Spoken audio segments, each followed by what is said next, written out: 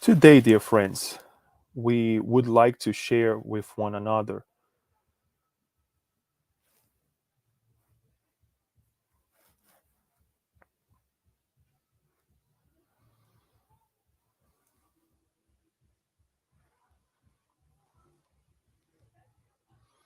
Hello, everyone, and welcome again. And today, we would like to share with you a the kickstart of the month of April of 2023, and it's not a joke. It's for real, even though it's April 1st.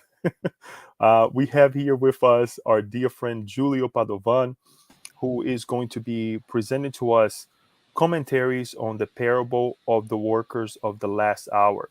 Interesting enough, we have been studying quite a bit passages of our Master Jesus' teachings, and Julio is going to lead us in this discussion today. Before I pass the word to our dear friend Julio, I would just like to give just a basic but formal presentation of who he is. I like to say, to add all the personal things before we go into the formal, to make this more official, right?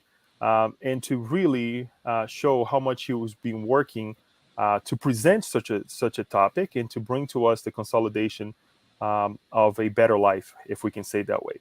But Julio has been working with us at the SSP in the works of our Thursday works of the presentation and the study of the book Genesis by Allan Kardec. He's also helping us, working with us on Sundays as well, depending on what we are studying. Right now, we're studying the book The Messengers, as well as other presentations like this. And whenever we need help, we pick on his brains, his knowledge to expand our knowledge, right, in Spiritism and how to present as well, right? So there's a lot of work being done behind the scenes. But Julio is a Brazilian national and has been working as a full-time researcher at the Rockefeller University since 1996.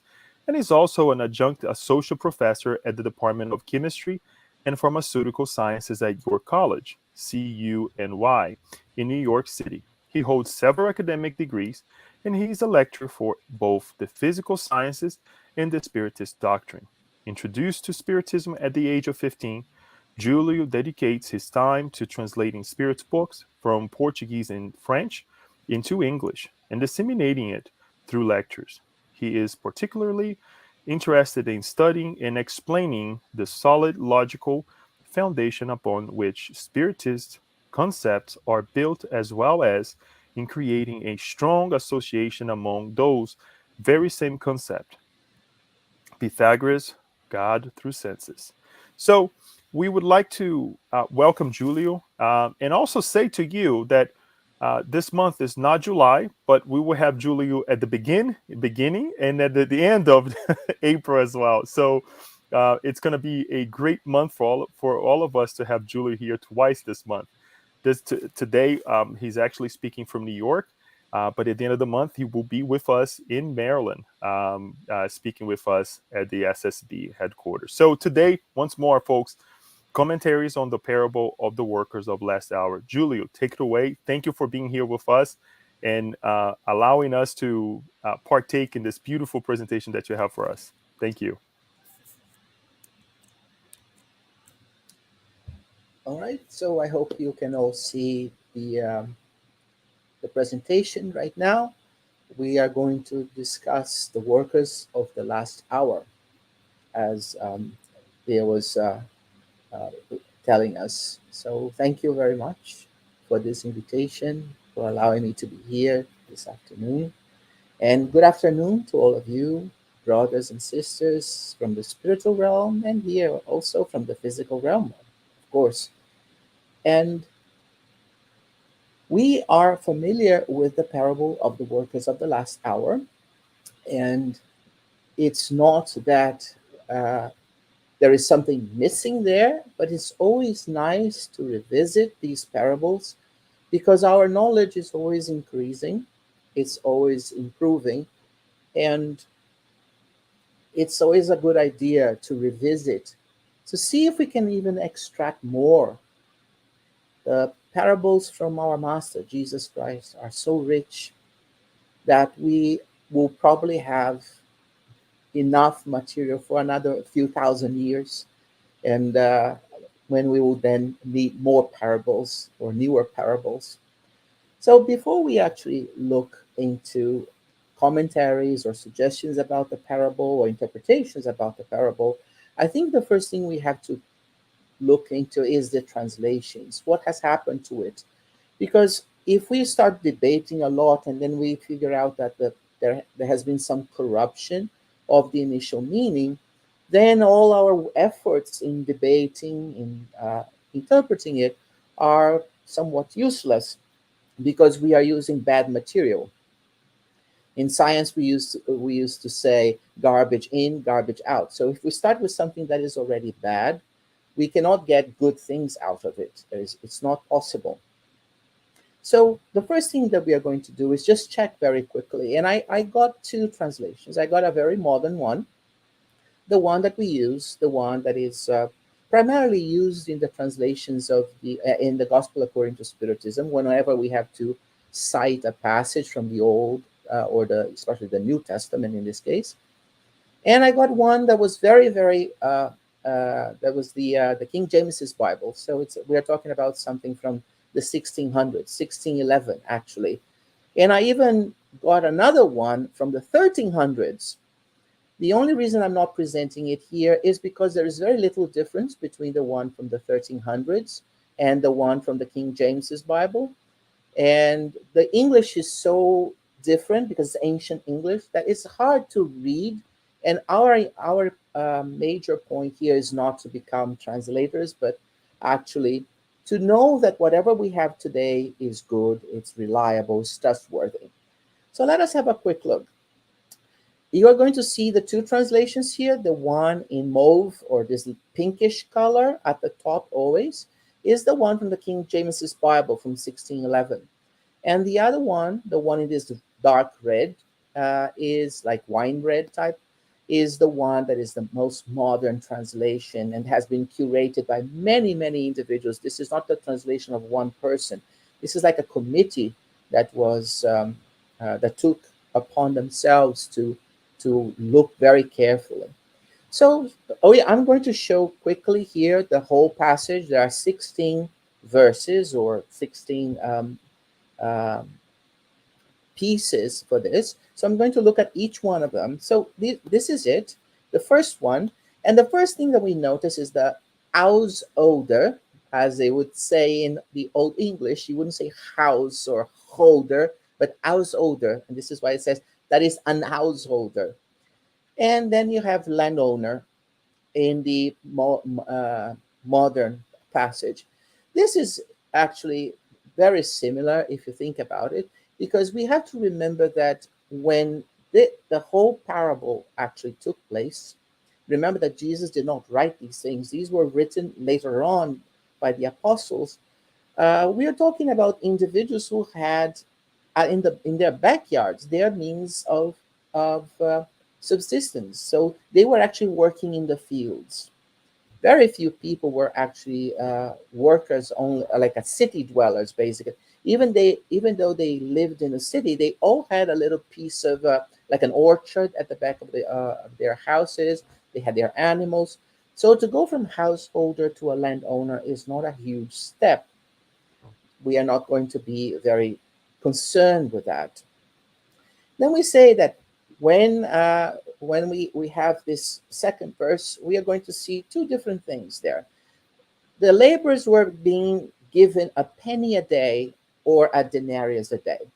The denarius form is actually the it's not it's not that it's a wrong translation. In essence, they were not being paid either the denarius or a penny. It was actually what's something called a pennyweight, which at the time of the King James's Bible got translated just by penny or shortened to penny, but it's not the same as our penny today. So it's a pennyweight a day. And this was the smallest amount that you could receive for a day's wages. It was like your minimum salary, so to speak, at the time. and it was equivalent to a denarius, which was the Roman word for a pennyweight. And a denarius was actually worth 10 asses. An ass was actually the smallest amount of money that you could actually have. And whenever you worked a full day, you would get 10 asses, which was a pennyweight or a denarius in Roman nomenclature, in Roman words. So even though the words are very different, they mean exactly the same in terms of the amount that they represent. It was the minimum salary, the minimum wage for a day's work. If we keep going, we see this part, and we talk about third hour. How is it possible that third hour gets converted into 9 o'clock? Either it's the third or the ninth. Well, we have to understand that when this happened, we are talking about the Hebrew way of looking and counting the hours. The Hebrew way is the same as it is today with the Jewish population, who count the day starting not as we do at midnight, just after midnight, but they count the day starts at 6 a.m. and the night starts at 6 p.m. And it is the night that is the beginning of a full 24-hour cycle. So when we think about the third hour is actually 3 hours after 6 a.m., therefore 9 o'clock for us in our current clock or our current timekeeping um, uh, mechanism or process, I should say. So third hour is exactly like 9 o'clock. And we are going to see that later on it will mention the fifth hour, the seventh hour, the ninth hour. And whenever we convert to how we express time today, that the numbers are going to be slightly different, but they actually mean that the expressions actually mean the same thing. So always remember, add the hour that is in pink to 6 o'clock in the morning. So 6 plus 3, third hour, 9 o'clock in the morning. Here, in this part, we don't have anything that is different. Everything there, except for the ye, which is the plural form of thou, which is the plural form of you. Today, we don't have a difference between the singular form and the plural form of the pronoun you. But before in English, they did. The singular you was thou, and the plural you was ye. So basically, we have the exact same thing there. Keep going. We have, in this case, again, the sixth and the ninth hour. So let's add 6 to 6. That's 12 o'clock. That's noon. And 9 plus 6 is 15. 1500 hours is the same as 3 o'clock in the afternoon now. So we just keep going. And we're just seeing that there's very little. Even the things that we have are, well, we can actually understand and convert one into the other. So the passage has survived so far pretty well, has withstood the translations over the centuries. In this one, again, 11th hour, 5 o'clock. So if we add the 11 to 6, we have 17 hours or 1700 hours in military time. That's 5 o'clock in the afternoon. Now, here we have a little problem because if you look at this part that has been highlighted with a yellow background, you see that there is no correspondence in the modern translation. Somewhere, somehow, that got dropped. So we have to be careful with things like that. Fortunate for us, this does not impair our analysis of the parable. It's just an addition, or actually in this case, a subtraction, because the modern edition does not have it, but it does not detract from our interpretation of the parable. But these are things that translators have to be very careful with, because if they add or they subtract things just because of a whim, they actually alter, and they may do so in such a way that they may actually alter the entire text. So it's there not for us to be too concerned about in this case, like as I said, but it's important that we highlight these things.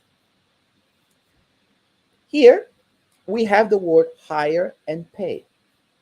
Now, it may look that they are the same, but it's not. Hire is the preferred word in this case. So converting it into pay changes the meaning slightly. When we actually analyze this passage, we are going to address this a little bit better. But hire is a contractual process, whereas pay only involves the payment or the remittance of money to someone, but it does not imply that this money is being received for work that has been done. With hire is a different story. There's a contract, even if it's an oral contract, like most of the contracts in those days. So hire should not have been translated into pay. This is one thing that can affect, especially as we present our third approach or our third perspective with respect to the interpretation of this passage. If we move on, we'll see here again about the time. We have already discussed it, so there's no point for us to, we'll just address it. The same thing for the money, a pennyweight and a denarius, same thing, right? Once again, we have here another little thing. So we have in the original, or not the original, I should say, in the old style or the King James's Bible, should have received, which is the conditional perfect. And then in the modern translation, they change it to the conditional. And here we do change a little bit the interpretation of the passage. Because when we say it just with a conditional, as you see in the brown part or the dark red, we actually change the fact that we're changing the temporal aspect of the passage. Once again, we'll address this later on when we really work with the passage. But I'm just dissecting it verse by verse so you can have an idea that we must go through this very careful analysis before we can start interpreting things. Again, penny, weight, and denarius, same thing. So we will not spend too much time on it. And now we have goodman of the house and landowner. Now, it may look very strange, and it's definitely a difference in terms of words, but they actually mean exactly the same. Notice that goodman is one word; it's not good space man, as in a good person of a good male person. So in this case, goodman is an archaic English form to indicate a male proprietor. The goodman of the house is an expression that actually means exactly as landowner. As I said before, everyone in those days had something. They owned a piece of land, all the free men, of course, not the slaves. All the free individuals or free men, as we say them, uh, they all had a piece of land. That was the main asset that they had in those days, and a landowner was always a male figure, and it was then the good man of the house. Later on, even the expression "good man" turned into "good lady," to exemplify when it was a lady that was the owner or that detained the title to the property. So, good man of the house and landowner, they mean exactly the same, even though the words may not be the same necessarily. Here we have another little problem with the translation. So, at the very end, we say that they, in the sense, these last, I mean, the workers of the last hour, they wrought but 1 hour. In the, they have wrought but 1 hour. When we say have wrought, it means that they worked very, very hard. They had to borne the burden and the heat of the day, as it says at the very end. So to say that they only worked 1 hour does not imply the same thing. So here in the modern translation, we have lost a little bit of the strength that that the translation from the time, actually from the time of the King James's Bible, actually imparted. And there is another point here that we need to be careful. There is no mention, or mention in this case, of scorching heat. It just said the heat and the burden of the day in the King James's Bible. So the word scorching appeared out of nowhere. These are little things that we also have to be very careful. So, what does it imply to us? It means that if I am now doing an interpretation and I know that scorching is not present in the King James's Bible, I should not focus my interpretation or our interpretation around the word scorching. That's all. Fortunately for us, all these things that I'm showing that are very different or that are present in one and absent in the other does not change our full interpretation, our overall interpretation of the passage. And finally, we're at the very end. Here we have again penny, denarius, penny weight, I should say, and denarius, right? Nothing there. And then on this one here, again, we have another thing. When we speak of lawful and allowed, they are not exactly the same. So, one important point for us to understand is that these parables are based on the knowledge of the time. This knowledge is primarily Jewish knowledge of the laws. This is why we get the word law even in religious context or spiritualizing context, because this came from Abraham when he left Ur and Nineveh, when he left Mesopotamia, when he left the confluence of the Tigris and the Euphrates rivers. He brought with him he brought with him the Babylonian law and he added to it. And this is the way that the religion was written, was actually framed at the time. Then it went all the way through Moses and got all the way down to Jesus. So the idea of lawful is much more powerful than the idea of allowance. So here we have also to be very careful about these two words. But fortunate for us, even this little translation boo boo, as we would say, is not so bad that it would impair us from looking at this passage. And we arrive at the very end. And once again, at the very end, notice that for many be called, but few chosen is not present. This one we know for certain was introduced during the translation the 16 in 1611 for the King James's Bible. This was actually there is even a mentioning that this sentence was added in the King James's Bible. It was not present in the Coptic version, in the Old Greek version of it. So this we already know has been added, and therefore in the new translation it got dropped off because it's not supposed to be there. We have to be a bit careful with these things. But again, we are lucky that it will not be a problem for us. So these are the points. Now let us look, right? So I told you one is the one from the one at the top with the mauve or this pinkish color is from King James's Bible. Okay, so it's from 1611, and the revised standard version, updated edition, is from the 21st century, and the one in dark red or wine red that you see at the bottom in each verse. Okay, so now that we have looked at the little differences and we have seen that the differences don't really impair us or impair our interpretation of it, let us look at the parable itself because that's what is important, right? And the parable is very simple.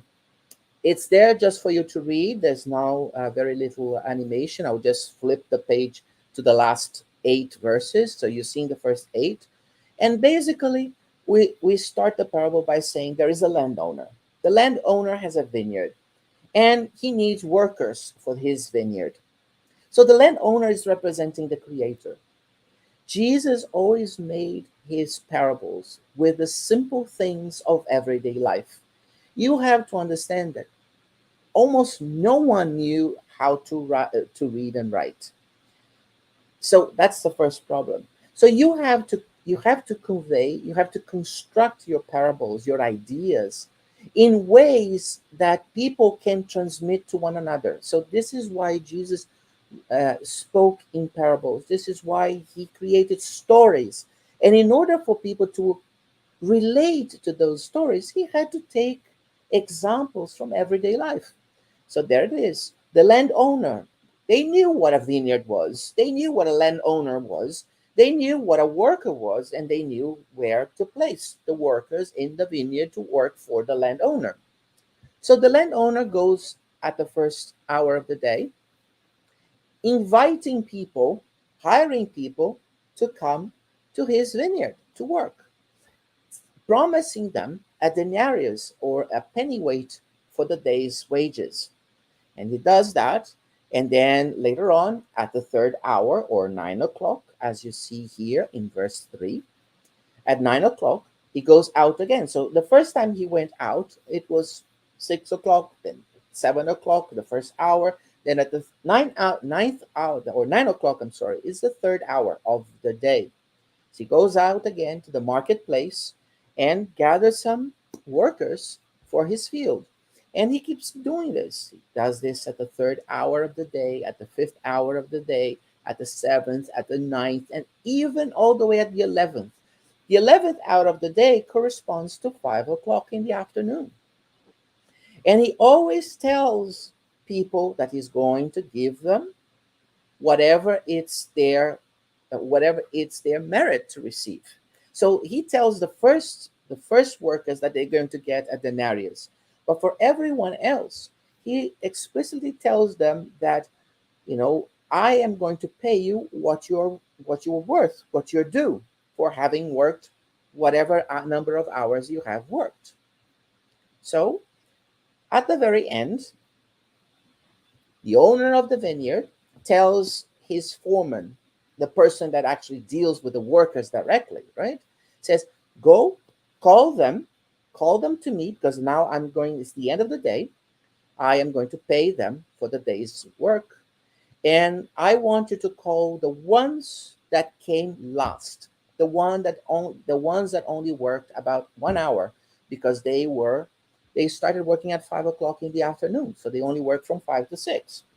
And after that, call the ones that you brought in on the 11th, and no, on the ninth hour, the seventh hour. So you're going to do it in the reverse order. The ones that were called first will be the last ones to be paid. And then, as the workers of the last hour came to the owner of the vineyard, to the landowner, they received the denarius a day. They probably were thinking, well, we are just going to receive, a percentage of or a part only of one denarius, because the ones that started at the very beginning were promised a denarius, one denarius, but actually they got one denarius at the same as well. And the ones that worked for 11 hours, or the ones that worked 9 hours or 7 hours or 5 hours or 3 hours, and as well as the ones that only worked 1 hour, they all got paid one denarius, one pennyweight. So, seeing this, seeing, for instance, that the ones that had only worked 1 hour got one denarius, the ones that had been promised one denarius to work the entire day thought for themselves, oh, so he's probably going to give us more because we have worked much more. But that was not the case. The landowner gave exactly one denarius to all the workers, no matter how long they worked. So the ones that worked the longest, they are told in the parable that they were somewhat envious. So they asked the landowner, why is it possible that you pay them who have only wrought in the fields for just an hour the same amount that you're paying us, who have received, who have borne the burden of the day and the scorching heat. So remember, just heat, not scorching. Okay. And the landowner said, listen, my friend, the money is mine, the vineyard is mine, I can do whatever I want. I promised you one denarius, and I'm giving you one denarius. Why is it that you complain? I gave you exactly what I promised you. Are you envious that I can be charitable with what I own, what is mine? And then Jesus beautifully leaves it there because interpretation is for us to make. He always tells the story, but he leaves the interpretations to us. And he says, so the last will be first, and the first will be last. And you might think, what does it mean? What does it mean? Just because he reversed, the landowner reversed the order, like when it came to payment, it was the reverse order as when than the one that was used to hire these individuals. So it is a very interesting and has been beaten for a lot by a lot of individuals who were very cynical in looking at this from an economical point of view. How is it possible that Jesus, being so careful, being so the exemplification of honesty, of good behavior, could actually give us a parable where those who work much less or fewer hours or much less during the day could be paid the same amount as those who have worked 11 times as much. So a lot of individuals have used this parable actually to justify for themselves not being of a religious disposition, or and not just this one but others as well, but this one in particular has always caught the attention of those who are cynical, who are very refractory, very reluctant to accept a more spiritualizing nature of ourselves. And it's a pity because this was not the intention. There is a beautiful lesson behind this reverse order in terms of payment versus hiring orders. There is a beautiful understanding that comes from the idea of not only reversing it, but also paying everyone the same. And now, this is what we are going to discuss. This is what we're going to present as commentaries on this parable, this specific parable. And we will start with Constantine, who is a protecting spirit. We don't know much about Constantine. All we know is that he is a protecting spirit. That's what it says in the Gospel according to Spiritism.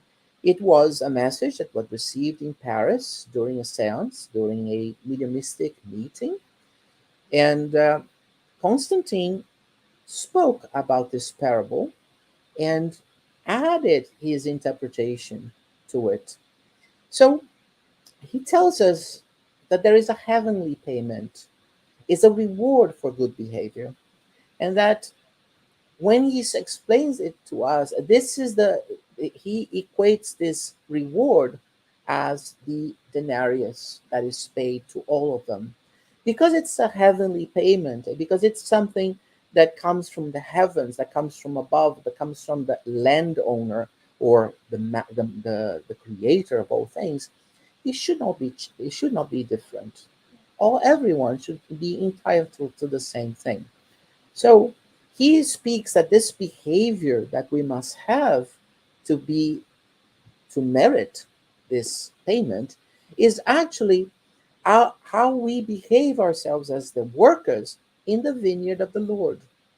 So whenever we are there, whatever we do there, whatever is our job, no matter how many hours we have to apply ourselves, what is important is our behavior, how we conduct that work, not how long we do it, but how, which is very, very important because human society is not geared that way. We evaluated ours. So when we actually try to explain this passage, thinking in human ways, we find it completely strange. We find it even controversial because we are used to, if I work 8 hours, I get this pay. If I work 16 hours, I get twice as much, if not even more, right? Because there's some additional for being at work for a very long shift and this and that.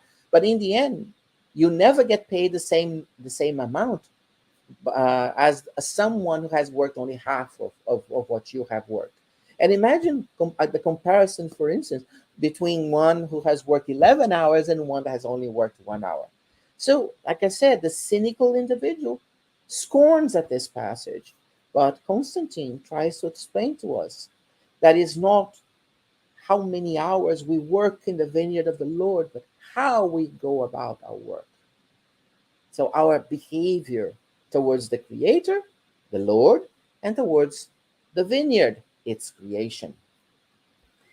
He mentions that these hours, they are, when we speak of the foreman of the landowner going out to the marketplace to invite, to hire the workers on the first hour, on the third hour, the fifth, the seventh, the ninth, and the 11th, these multiple invitations are actually something that we have to see, that throughout our reincarnations here on earth, we have been invited to good behavior, to constructive behavior multiple times.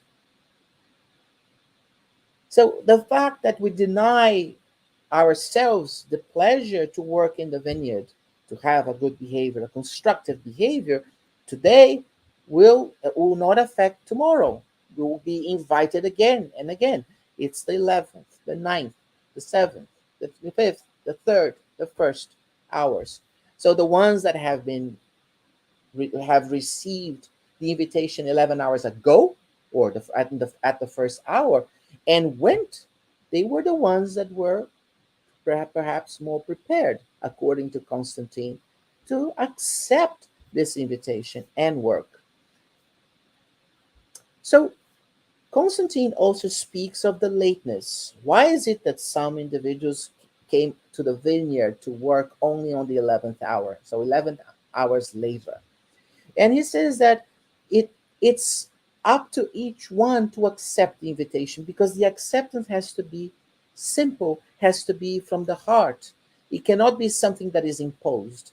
Nowhere in this passage you hear or you have a feeling that there is an imposition, that there is pressure to accept working. Remember, they are hired, which is already a very interesting word when we think about that most individuals in those days were not free men, were not free human beings.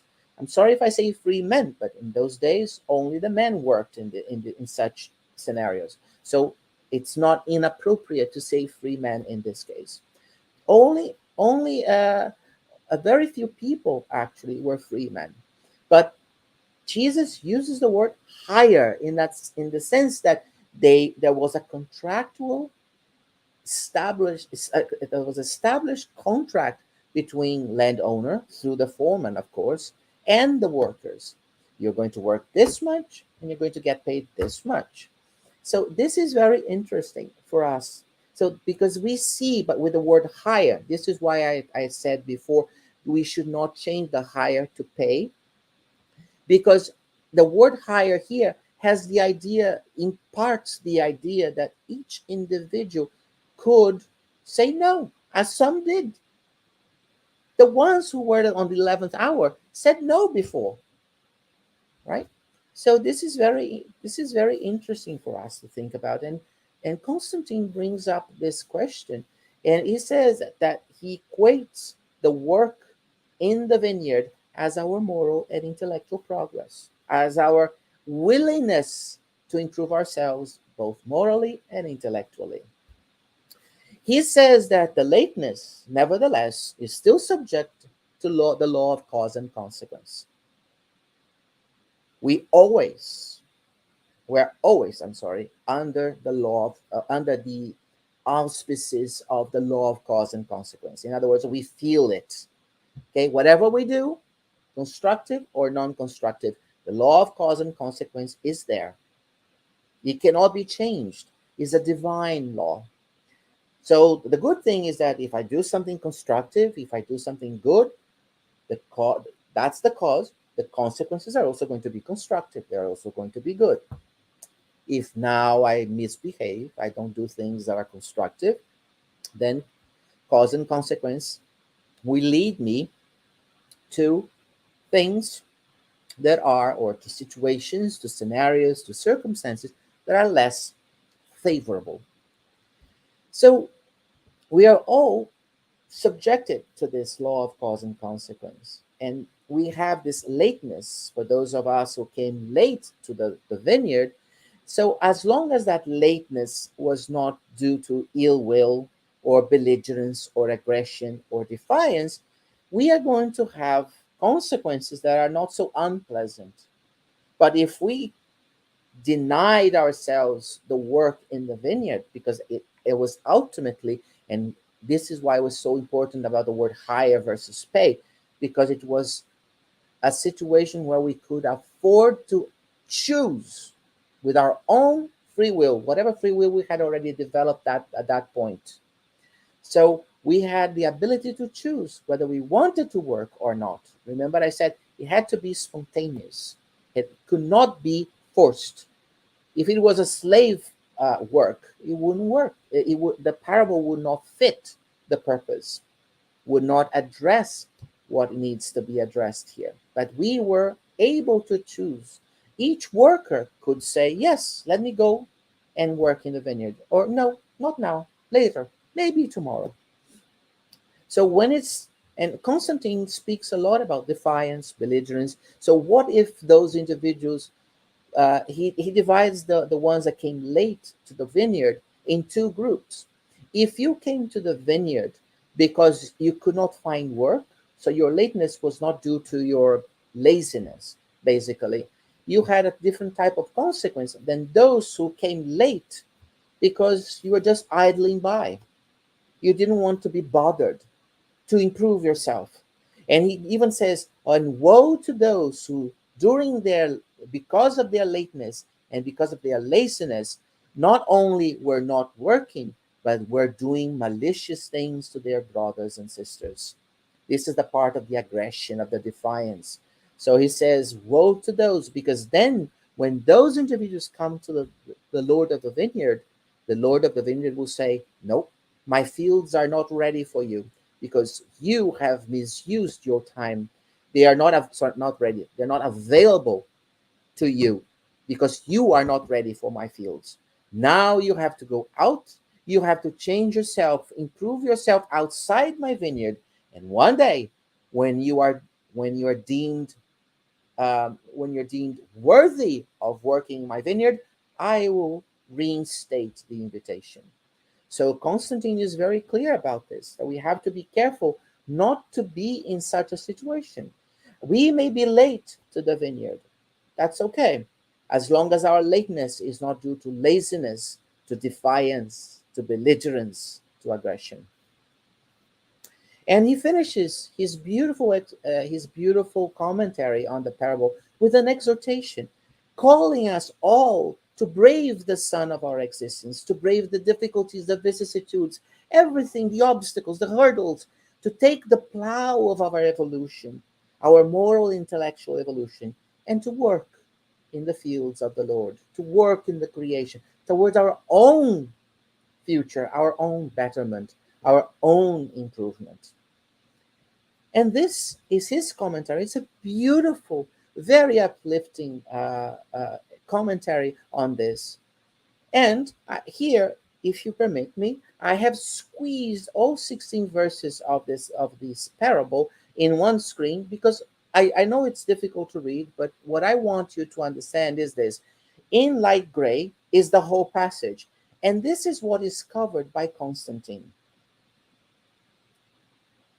Everything that is in black is being covered in his explanation. So you see that there's some gray area there that has not been addressed. It's not a problem. You don't have to address everything because his commentaries are uplifting, are moralizing, are they're beautiful. Period. So we don't have to cover every single. This is not a treatise. We are not trying to squeeze every penny out of the parable, okay, or every word out of it. I just want to convey with this how much he covered of the parable. Now let us move on and see the other commentary you also have in the Gospel according to Spiritism, And that one is from Heinrich Heine, and who's a fellow good spirit. He is not a protecting spirit, or if he were, then they didn't write anything about him. Okay, and Heinrich Heine was born in Germany, and he was a poet, and he had some beautiful poetry. And we're talking about lyric poetry that was actually put to to music by Schumann. Okay, and among some of them, and Schubert and Schumann actually took some of his poems and musicalized them, and it's quite beautiful. And he was born in Germany, but in the Gospel according to Spiritism, you're going to see as Henri René, because he Gallicized, he made his name into French pronunciation and a French also. Um, uh, uh, he gave it a French writing, all right, French form. And the reason is because he was very politically active, and he was also very satirical, very ironic, and he made Germany too hot for him. So he got expatriated, and he lived the last 25 years of his life in Paris as an expatriate. And this is why in the Gospel according to Spiritism, you don't see Heinrich Heine, but you see Henri Heine, with even the pronunciation that he would have in French for his name, but he's actually German. So Henri, we'll say Henri because it's easier for us, right? Or Henry, you can also think about Henry, right? He addresses the same parable from a different perspective, and he looks at it, first of all, at how simple Jesus composed his how simply Jesus composed his teachings, and the fact that he always took the source for his parables, or the sources, from daily activities. And he keeps going and says that we need to have this good constructive behavior, because this is the only way that we can interact with one another, because otherwise we're just animals eating one another, and trying to compete with one another to be the alpha male or alpha female, whatever it is in each particular animal clan or animal group, right? And that the need for good behavior is as old as humanity itself. Ever since we have had a sense of self awareness, so we have began to develop our self awareness, being aware of our own selves, of our place in the community, for instance, not even place in the universe, place in our community. We have already began to develop this idea, this need, actually, not it's not even an idea, it's a need for constructive behavior. And Henri actually mentions that. And he provides a historical comparison. He says, for instance, that the workers of the first hour, it was actually the prophets. And then from the prophets, we have other prophets and so on and so forth. Then we have Moses. Then after Moses, we have Jesus himself. Then we have the Christians. And he culminates with the Spiritists. So Henri is actually um, being very particular about the Spiritists, saying that the Spiritists are, or we are, the workers of the 11th hour. Because at the time that he died, I think in uh, either 1856 or 1859, so it's the middle of the 19th century. So it's about the time that Allan Kardec is writing the books of the codification, right? And he says, so you spiritists, you are the workers of the 11th hour. So he takes a perspective that is more historical. And he says, well, we started with the workers of the first hour as the prophets. Then we go through a lot of other individuals, then Christians somewhere in the middle, and then spiritists at the very end, as workers of the last hour.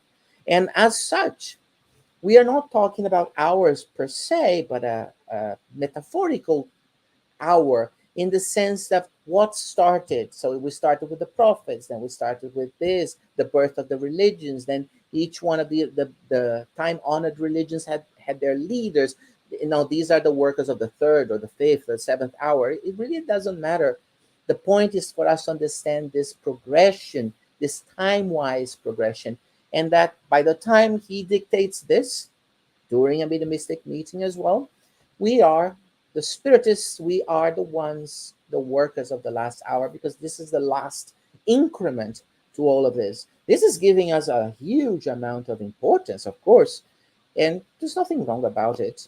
One may say, well, who told Henri that we are the workers of the last? This is his take on it. And it doesn't change anything. It just shows that we have a heritage, actually, and that this heritage is beautiful. It's very constructive. And because we have a constructive heritage, where is our excuse and what is our excuse not to keep going with this beautiful heritage and add constructive things to it as well? So, like I said, it's not a problem, even if you say, oh, but I don't believe that the spiritists are the workers of the last hour. It's immaterial. What is important is to see our place in relation to everything that has come to us. This is what Henri is mentioning to us. This is what he's focusing on. And he tells about the reward, the penny weight or the denarius, as in honoring the invitation. So it doesn't really matter if we work 11 hours or we work 1 hour, because we are always working in the same field, the same vineyard, which is the creation.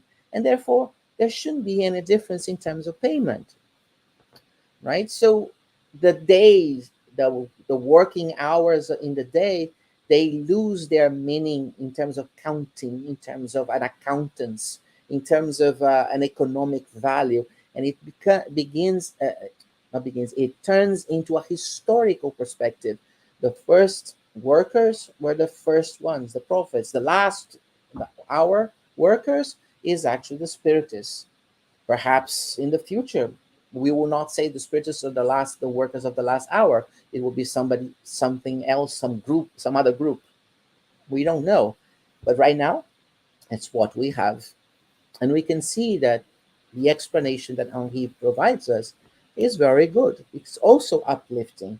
From a historical perspective, he's basically saying, listen, pay attention. You have this beautiful history on your side. Change yourself. Be good, be constructive, because you have the examples that came before you. You are at the top of a pyramid that is based, that is built on good moral, intellectual processes, behavior. Why not continue this? You have now a duty to continue this. So that's what Henri is telling us.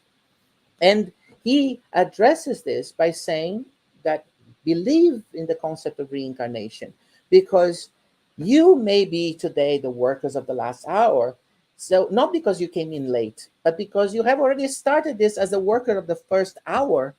And now, because you're reincarnating, you don't have to go from the very beginning of the process. You're just picking up where you left off.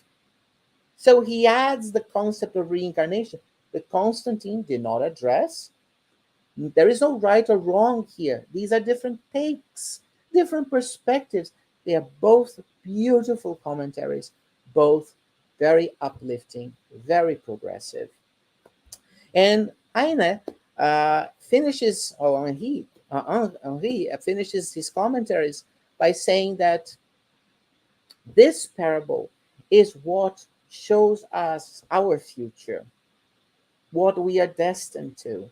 Because if we have all of this pyramid you know, behind us or underneath us of good progressive work, we have no other way to go but progressive, but good, but constructive. It's just a question of rolling up our sleeves and start working. That's all. So as you see, both of them are quite beautiful. And to show you once again, this is what is covered by Henri's commentaries. Once again, we have a big chunk there that is not discussed or that's not addressed. Like I said before, it's not a problem. However, one interesting thing is that The words of the master should never be wasted. Everything that is there has a reason to be there. Maybe we have not discovered everything. So here I want to present a third perspective. It's not the end of the world, okay? And it's also not the end of the story either. Tomorrow someone will come in with a fourth perspective, a fifth perspective, because we are always, and that's the beauty of it, we can look at these parables from every angle, from every direction, from every point of vantage, and we always discover something new. That's the beauty of it. These parables from our Master Jesus Christ will live with us for many, many, many centuries to come still, because we are barely scratching the surface of it, of them, of each one of them. And now that we have seen Constantine's perspective, beautiful one, constructive one, we have seen the one from Henri Heine, we are going to see a third one. And this one is based on a few questions. These are the questions that I want to present to you. What do the hours of the day eventually represent? I mean, Henri actually was one of the first ones to touch on this topic in the sense that he said it's a chronological timeline, it's a chronological line, it's a chronological succession of events, right? But perhaps there is a little bit more to it, because when it comes to this, if you want to say, oh, it's just the chronology, the sequence of the events, but then why does it have to be reversed at the end? Why do you have to pay the why do you have to pay the workers of the last hour first as opposed to last? It's, you know, there's not going to be many hours of difference between paying one group and paying the last one. So why this need? Why did Christ make a point to reverse the order? Why did Christ use this construction? Why did he use it when this type of construction, talking about payment and payment for different amounts of work conducted, which can be easily misconstrued as an economic issue? Why did he use it? These are not addressed in Constantine's or Henri's commentaries, and we should think about them. Why is this payment of one denarius or a pennyweight? What is this payment? What does it represent? Of course, Constantine talked a little bit about it. It's the reward for constructive behavior, but he does not go beyond that. Sits on that, or addresses it by stating it, and then moving on to say what happens when we deny ourselves the work. He doesn't spend time to talk about the payment, right? The other thing is, why identical payments to the different lengths of work? Like I said, something that can be so easily misconstrued as an economic problem. And like I said at the very beginning, so many have rejected this parable just on those grounds. Oh, this is silly. Why should I get paid the same amount as someone who's worked only 1/11th of what I have? Again, why the reversal of the order of workers from hiring to payment? I mean, it doesn't make any sense in principle. In principle, right? I mean, like I said, between paying the workers of the first hour, and paying the workers of the last hour, just a few minutes went by. So there is a reason. Otherwise, it wouldn't be there. There is a reason. And then Christ never instigated anyone, even when the Jewish population came to him, trying to incite to get him to incite him against the Roman Empire by saying, "Is it licit for us to pay the tax?" You know, and then he said, "Present me a coin." And someone gave him a denarius and said, "What do you see?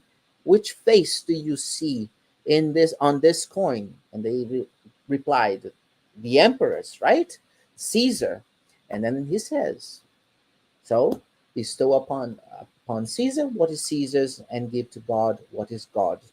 He knew the malice that went in the crowd, and he never did anything to incite or instigate anyone or anything against another.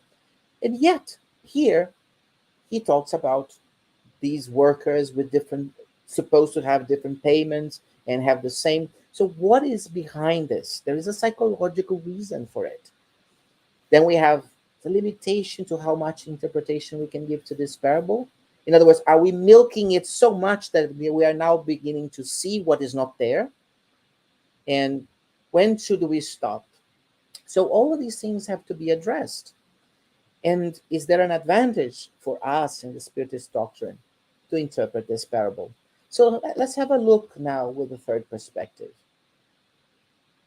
This is, of course, completely metaphorical. It's an allegory, it's allegorical. So we cannot interpret the hours as was already pointed out by Henri and by Constantine. We cannot interpret the hours as hours of the day. We have to interpret them in a different connotation. So, in this third interpretation, I want to present to you a situation where we have work to do. What is this work? The vineyard of the Lord. What is the vineyard of the Lord? Our moral and intellectual progress, our path to plenitude. Nothing more. Nothing more. So every time if we say vineyard, if you say fields, what it means is nothing more than our path to plenitude, as Juana de Angelis would put to us. This path to plenitude has to be worked in the same way as a field has to be plowed, has to be worked. No one will evolve for us. Okay? There is no such a thing. We are the ones who have to put the plow, take the plow, and plow the fields and work in the fields. So, in this sense, what we are seeing here is when we start the work. We are still a very time based in um, society. Everything for us is time. So Jesus had to use that. He could not speak in such in such philosophical ways because he would lose everybody. And since everything had to be orally transmitted from one another in telling a story, he had to put hours of the day. But we are thinking about the workers of the first hour as the ones that started, let's say, first, and the workers of the last hour as the ones that had started last. And then we think about the payment, the denarius. Again, allegorical, metaphorical. So, what does it mean? It's plenitude itself. Now, I ask you, of course, as kids, we have that little play when we say, "Oh, you are silly. Oh, you are silly to infinity. Oh, you're silly to infinity plus one." But if it's infinity, how can you do infinity plus one? A mathematician will find a way. Trust me. It's the work of George Cantor, The Infinities of Infinities. But for us here, just philosophically speaking, it makes no sense. So, in the same way that there is no infinity of infinity, there is no more after plenitude, after perfection. So, if now the reward, the denarius or the pennyweight, represents perfection, represents plenitude, how can the Lord of the vineyard, who is absolute justice in every detail, how can it offer us different values? Oh, but this one worked 11 hours. We're not talking about length of work, and we'll address this in a second. Just bear with me a little bit more.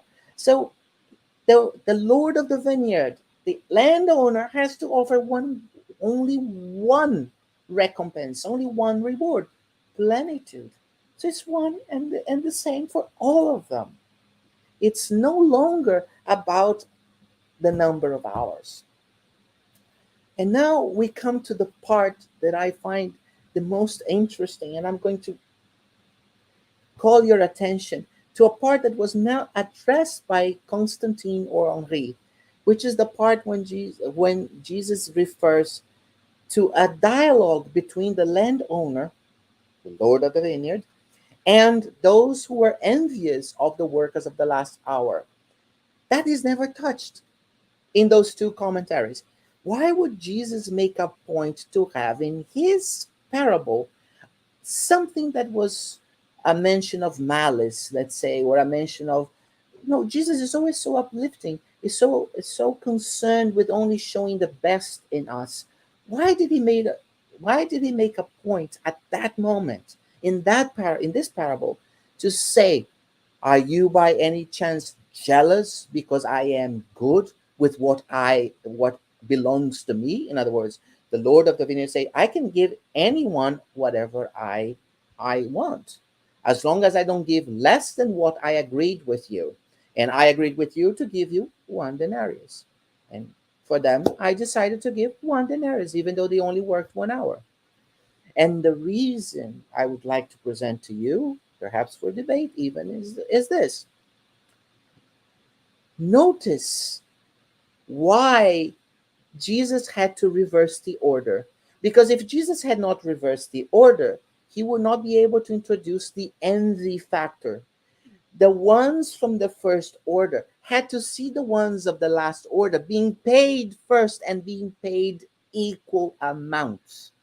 Otherwise, the rest of the passage would not make any sense. They would have to have a powwow later on, then they would have to come back to the Lord of the Vineyard to complain. It would make the story a lot longer and more convoluted. Remember, this is oral tradition. You have to be straight to the point, and it has to be so simple that people can memorize the story and relate to others and tell others the same way without distorting it too much.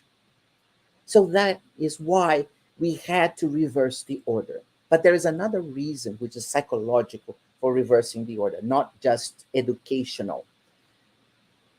Why is it that some had to work 11 hours and one had to work 1 hour?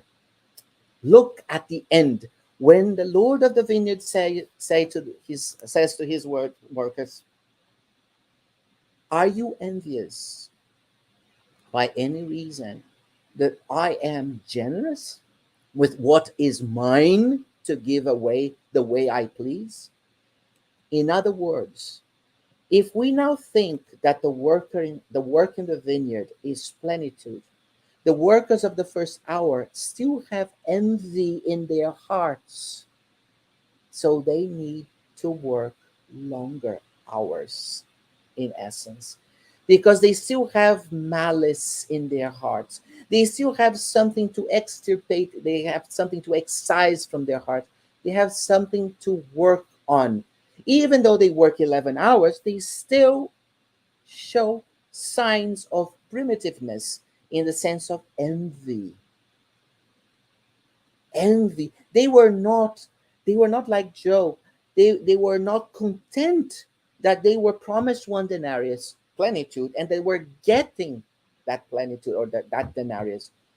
They wanted more, as if it could give more after plenitude. So they had to work. They had to have worked more or longer hours, because their hearts, when they went into the work, that their hearts were conspirated with envy. They were tainted with envy. They were contaminated with envy. The ones that came late came with a sincerity that the first ones, the workers of the first hour, did not have. And this is why Jesus flips the order of payment. And this is why Jesus makes a point to say that the first shall be last, and the last ones shall be first, in the sense that what we see in the physical world or even the spiritual world, what we see basically in a human with a human perspective, does not correspond to what goes in the heart or in the mind. So when we are still envious, when we still have destructive traits in us, we have to work longer. It's not about hours necessarily, but longer in the sense of we have to address these problems, and that will cost us, as cause and consequence, more than it would cost a person that has already done his or her job, a spirit that has already done its job in extirpating, in excising, in throwing away those bad traits, in improving themselves. The workers of the last hour actually represent those who have already evolved to a certain point, and more in some ways than the workers of the first hour. But here's a beautiful thing that if I had said this at the very beginning, I would have confused everyone. We all arrive at plenitude. Be careful with this expression now. At the same time.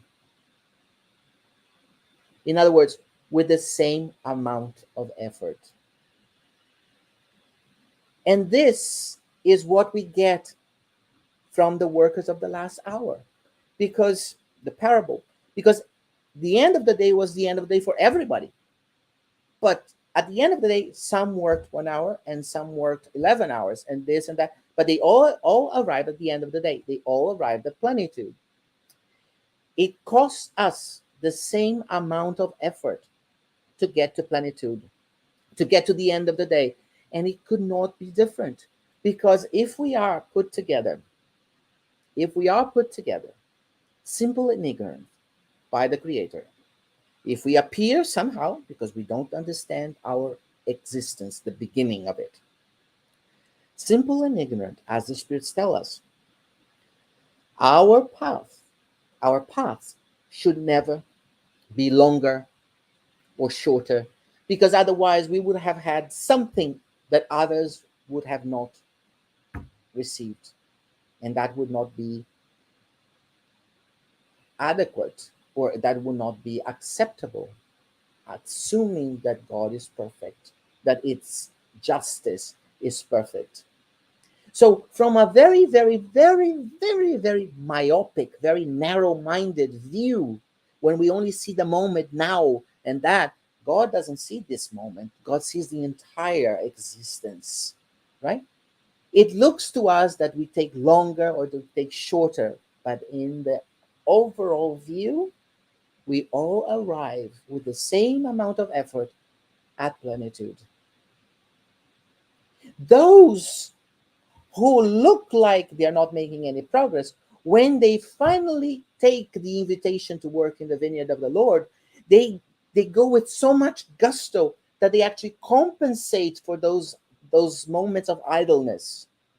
And those who are accepted the invitation at a very early point work more, they pace themselves more, but like in the parable, they may still have something in their hearts that is conspurcating them, that is bad, that is a bad trait, like the envy for the ones that receive the same amount of reward, 1 denarius in this case, or plenitude, for fewer hours of work. These are the ones that are still being picky about very detailed things. They don't think in terms of making honesty, of making ethics, of making charity a second nature to them.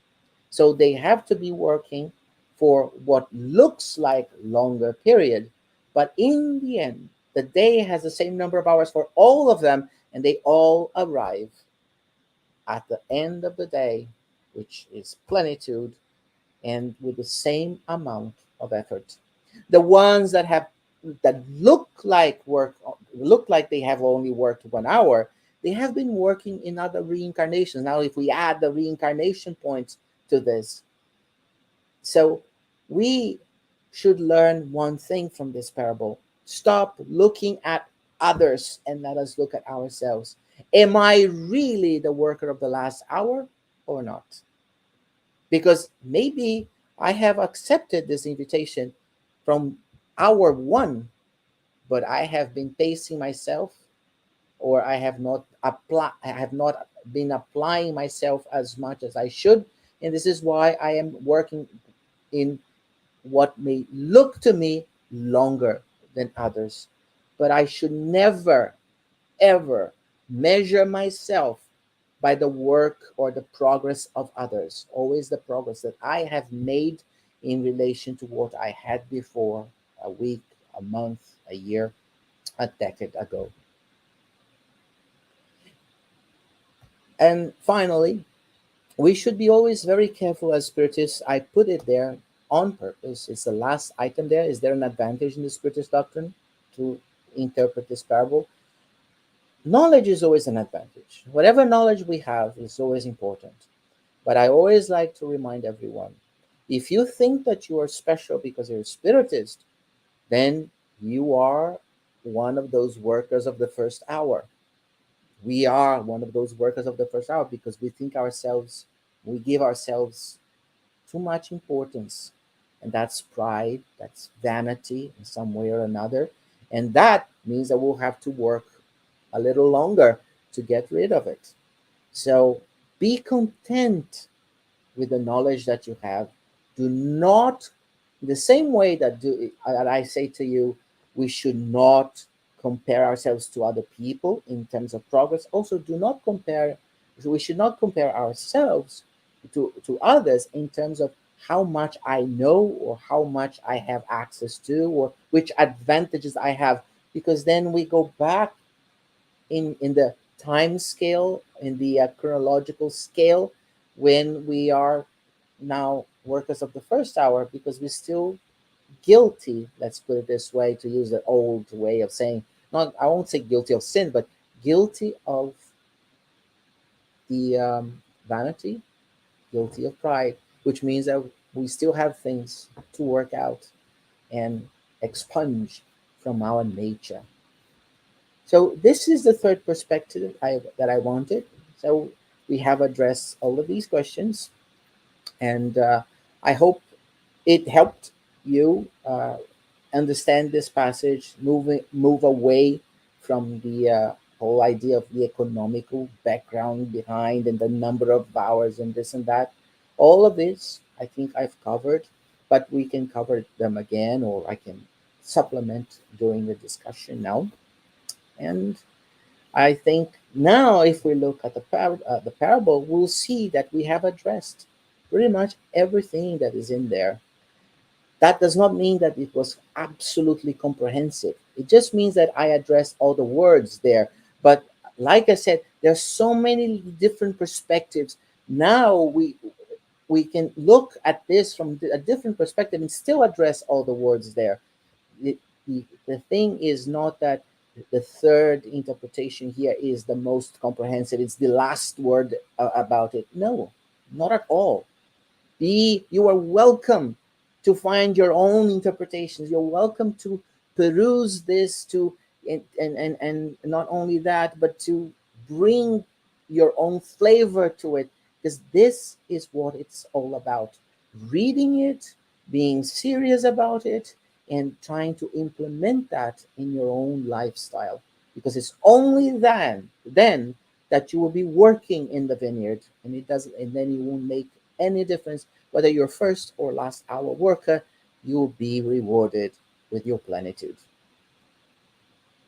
Thank you very much. For those of you all excited about spring, that's for you.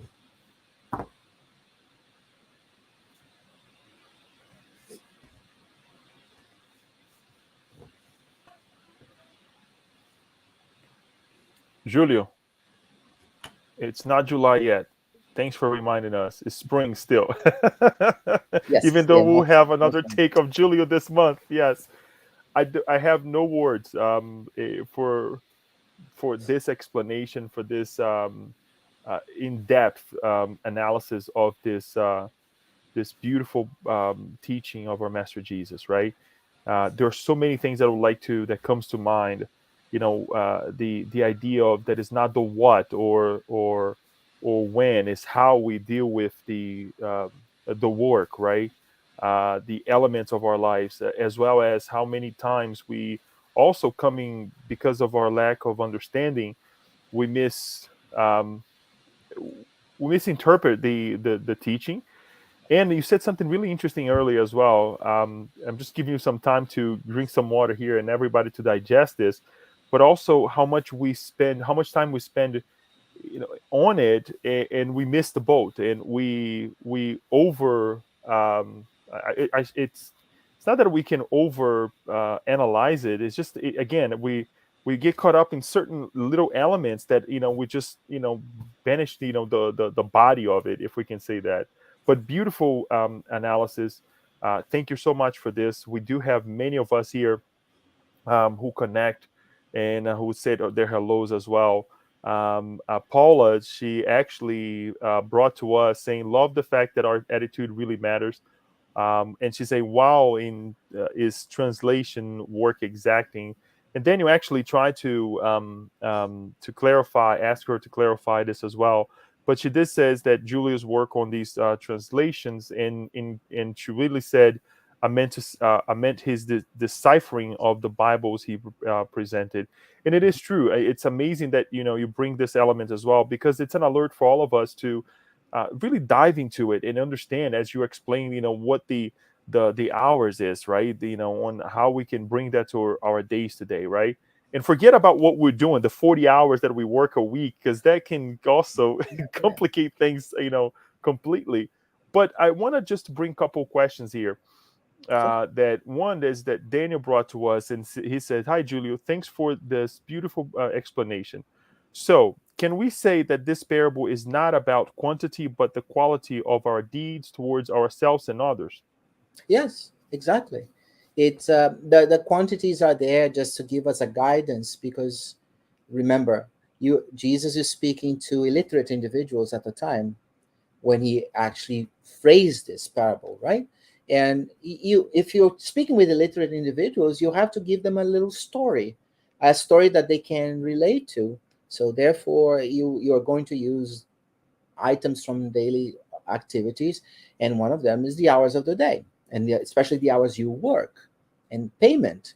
So, but the idea there is not to be caught up in this, or tangled in this type of financial contract, but rather to the quality of the work. Our human society, and this is every country, every group on this planet, and even in the spiritual realm, we are still thinking about the destination. We don't think of how we get there. This is very important. If you arrive at the spirit in the spiritual realm, having been a very big shot here on earth, having accomplished something, and when you get to the customs officer,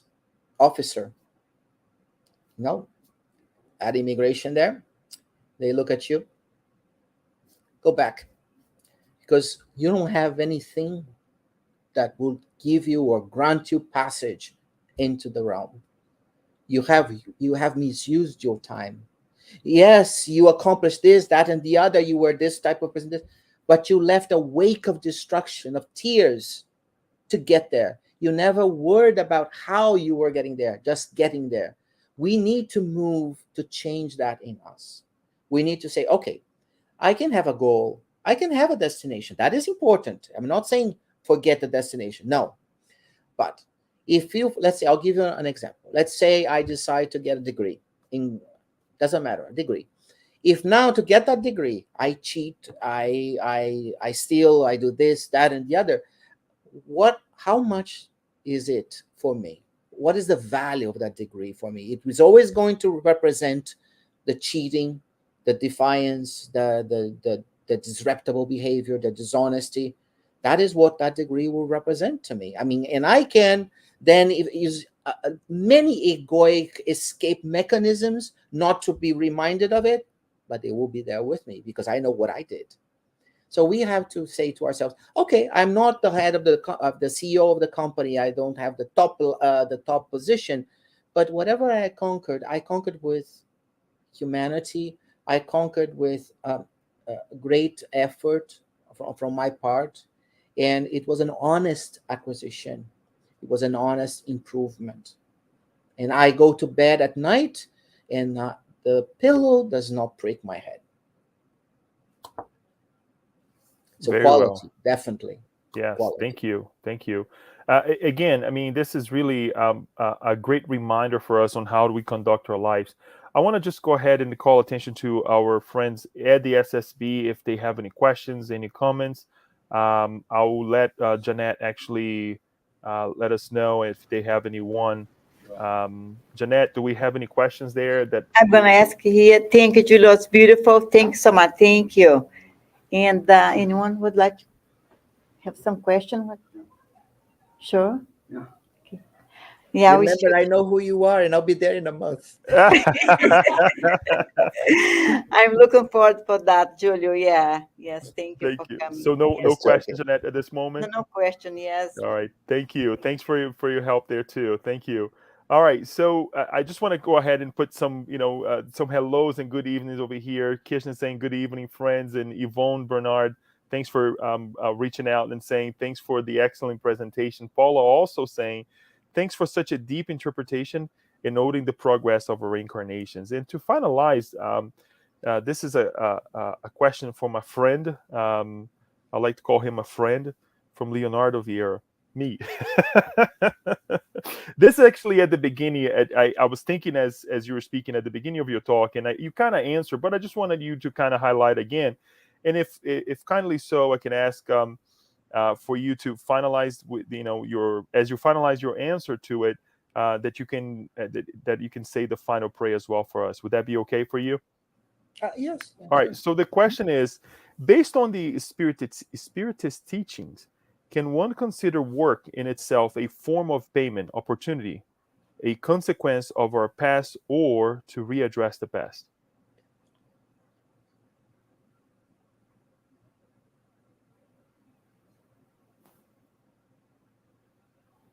So when you say work here, it's like general work, whatever we do for a living. Well, in life in itself, And because yeah, yeah, everything we do in life. So let's say yes. I have this job, but I also volunteer here or there.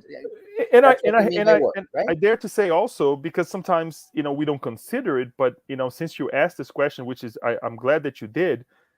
Our family members, Yes, they yes. represent work for us because we have to labor, Mhm. we have to change ourselves, right? Our co-workers, at the Spiritist Center, whatever, if we go to this or that congregation. So I want to make this very general. Thank you. Thanks for that Sure. too. So remember what I like to say: we evolve individually, but we learn in group. We learn socially, in the sense that for me to evolve, uh, no one can evolve for me. I have to put the effort. But when I put the effort, I have to be in the presence of others Mm. to interact. It's the interaction, or it's the interactions actually, that we have with others that uh, move us forward, that presents us challenges that we are supposed to overcome, that sometimes test us to see if we really learned something. So this is why I say we learn socially, but we evolve individually. When it comes to evolving, no one can evolve for me, because if I don't put the work, I can be among very nice people, but I don't get prizes or merit or medals just because I am next to someone. Like when we say I'm learning from osmosis, right? We cannot do that spiritually speaking. So that we cannot evolve by osmosis. So after a certain age, the work is what brings us the socialization, the interactions, and the work is the family. The work is then the school, the work is the office, the work is whatever it is. Everything is tied together. It's helping us to go forward. This work is also somewhat, no matter how many difficulties we have in terms of trying to think economically, we we come into this world in a situation or in a set of circumstances that we have prepared for ourselves. We have prepared for ourselves. We are not thrown in it. We have prepared for ourselves based on the law of cause and consequence. So those circumstances is what we are ready at this moment, psychologically speaking, to tackle. These are the difficulties we can tackle today, now, because we have developed the tools, the psychological tools to address them. I'm not saying it's going to be easy, but we are ready for those. So the work, yes, is how it comes from our reincarnation, from our atavism, from our past, in preparation for our future. It's what ties the past and the future together. And it's also put together by us. So we have to apply ourselves as much as we can. The other thing is important to say is that if we have a, let's say, if we have a project of life, a plan, even say plan in this case. Let's say I come here and say I'm going to tackle this, that, and the other. Three points, A, B, C, and I'm not. I don't even have time to address C. I only go through A and B, and I'm not even successful with B. It's not a problem. I started the work. Next time around, I'm not going to be the worker of the 11th of the first hour. I'll be the worker of the fifth, or even the 11th. It will. I will pick it up wherever I left it off, wherever I stopped. So yes, it's for our everything, everything. For our father, for our uncle, if we have for a brother, if we or a sister or an aunt, and this and that doesn't matter. Everything counts because, like you said, a family can be sometimes a lot of work. It's that let's say in a better way, so that doesn't sound like a family is a burden. That's where we polish our worst tendencies. Opportunity, right? It's an opportunity. Yes, Yes.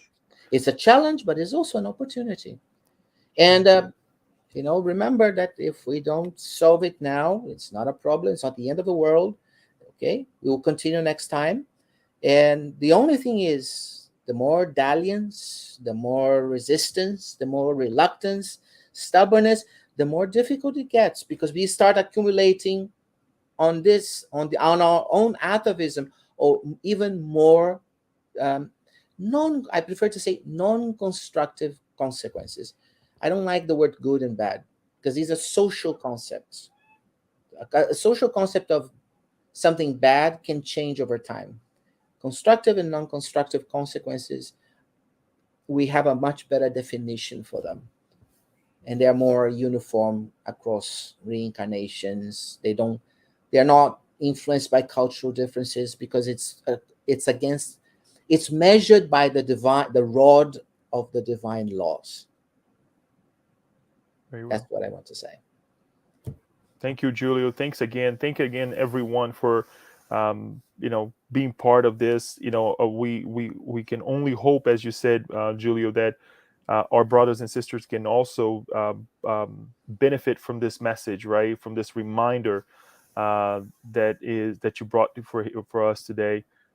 Wishing everyone a happy life, plenitude, as you mentioned, as well as what I would like to ask before I pass the word again back to you, Julio, to say the final prayer, is for us to hit the like, at the for the video wherever you watch it, whatever way vehicle that you watch this message, not for the SSB, but really for the message to be disseminated and to be shared with others as well.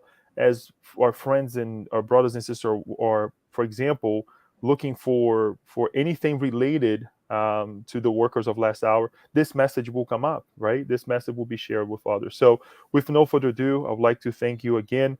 I hope to see you soon, and we wish that the end of the month comes sooner than later, and see you again and be with you again. I'll pass the word to you, and at the end of your prayer, we will bid ourselves farewell. Thank you. Okay. So at this moment, we focus our hearts and minds in one voice, in one thought of gratitude for our Lord's emissaries, the ones we call our spiritual benefactors, for their presence in each one of our homes, in each one of our places, whether we are at the spiritual center, where we are at work, for addressing the environment, cleansing it for us on each one of these places, for bringing peace, bring serenity to each one of us, preparing us to see, to listen, to think about these things, and in doing so, finding ourselves the strength and the courage that we so timidly ask sometimes We ask that you continue to bless us throughout the week, the weekend, and the week that is about to start. We ask that you also convey all of this serenity, this peace, to brothers and sisters who were not able to be here with us today, or who do not share our beliefs. It's not important, but we ask that they be blessed as well, especially those under difficulties, under turmoils that our minds and hearts cannot comprehend.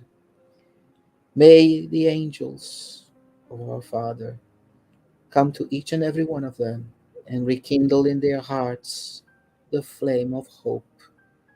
For without hope, we are only an aggregate of matter. It is hope that makes us humans. It is hope that moves us forward.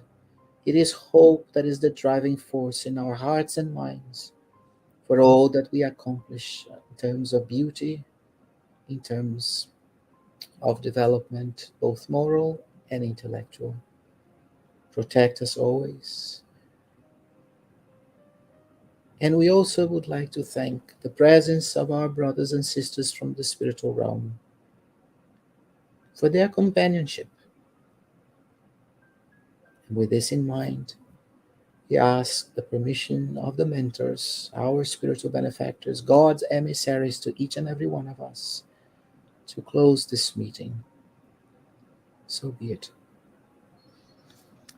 Thank you.